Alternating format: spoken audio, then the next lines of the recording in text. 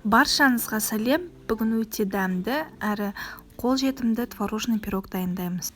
Ол үшін алдымен ұн мен разрыхлительға сары майымызды қосып, үстінен жұмыртқа және қантты салып, жұмсақ қамыр илейтін боламыз. Енді жұмсақ қамыр илеміз. Қамырды ұзақ илемейміз, себебі қап-қатты болып қалуы мүмкін. Жиналған бетте осылай мешочкқа салып қоямыз. Ұзақ илемейміз. Енді начинкасын дайындаймыз. Ол үшін творыққа біз қаймақ, 2 жұмыртқа, қант саламыз және де ванильный сахар немесе ванилин қосып, жақсылап араластырамыз. Егер творогыңыз үлкен ірі болса, блендермен езіп алыңыздар. Енді қамырымызды формамызға жайып шығамыз. Менде духовканың листі қатты үлкен емес, сондықтан мен духовканың листінен жасаймын.